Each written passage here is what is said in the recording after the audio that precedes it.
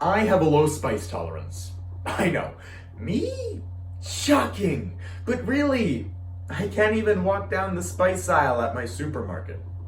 So, you can imagine my reaction when, upon entering my local Buffalo Wild Wings, my father suggested we all split a plate of the hottest wings they had. Unbridled enthusiasm. But you only live once, might as well have some fun. No, it was not fun. It was the exact opposite of fun. My tongue was on fire.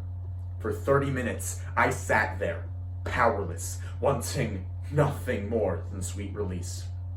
I left that restaurant a changed man. To this day, I tremble at the thought of eating another chicken wing. But you only live once, and while I might have slightly embellished this story, it's still an experience I'll get to look back and laugh at. And that's all we could ever hope for, right? Creating lasting memories, growing old and having them to reminisce about. But as we all march towards our inevitable ends, I find we rarely have conversations about how to deal with mortality. As such, we collectively view it as an evil that should not be discussed. Now, don't get me wrong, death can certainly be tragic, but it often isn't. And I fear that we prevent ourselves from living life to its fullest just to avoid any confrontation with death. Psychologist Rachel Menzies writes that thoughts of death can create a sense of powerlessness, loneliness, and meaninglessness, and may seriously undermine one's experience of happiness or peace. So today, let's first bite into how we deal with mortality. Then, we'll chew on the effects of our unhealthy attitude, and finally, we'll desperately guzzle some milk and find a solution. It's obvious why death is scary. We have no control over it. We don't know how or when it'll happen, just that it's inevitable. Health studies professor Dr. David Sanfilippo states that death is viewed as an encroachment on life instead of part of life. This attitude causes us to perceive a natural event as something to be feared or avoided. Just look at Calico, the Google startup founded in 2013 that looked to reverse aging. It got more than $1 billion in funding, but have yet to find that fountain of youth. Then there's Brian Johnson, the tech billionaire that swaps blood with his son to look young. Billionaire vampire, not on my bingo card for 2023. Even in our movies, you can see this obsession with avoiding our demise. The second highest domestic grossing film of all time was about overcoming death when, in reality, and this might be a bad take, but Thanos was right. And if we're not evading death, we're evading the thought of death. Yerzor Diderman of Bar Ilan University found that when exposed to images of ourselves next to words like burial or funeral, the predictive centers in our brain completely shut down. And like other evils like racism, wars, school lunches, we minimize death with humor. Just think about the last time you heard someone say that they'd die if somebody proposed to them in sweatpants, or that they'd kill themselves if you posted that photo of them. We try our best to trivialize an experience that should shape the way we live our lives. Our unhealthy relationship with death is more than just a quirk of the mind, though. It affects the way we live and die. In the 1990s, Canadian activist Sue Rodriguez was diagnosed with ALS. Knowing her fate and not wanting to see herself waste away, she sought a physician to end her life. But euthanasia was illegal. She pleaded to the government for an exemption, arguing, "If I cannot consent to my death, whose body is this? Who owns my life?"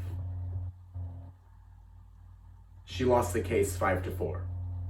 Sue died 2 years later, in pain, in vain. When we prolong life at any cost, it only causes unnecessary suffering in our most vulnerable people. And in a country where only 10 of 50 states have legalized euthanasia, this problem still plagues our nation. Our incessant avoidance of death also places an additional logistical burden on already grieving families, as writer Sophia Lorenzi knows well.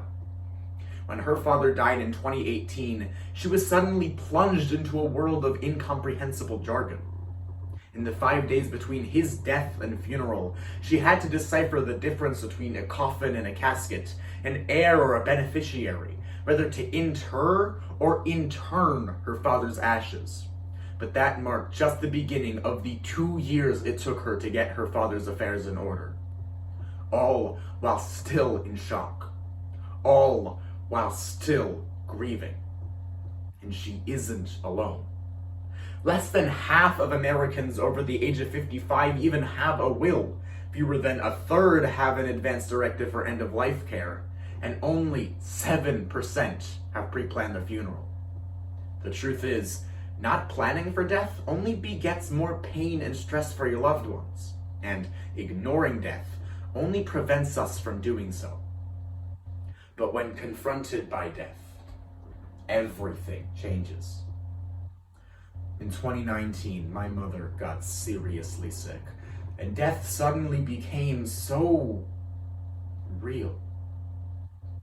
For the first time in my life, I had to consider the possibility of losing someone I love.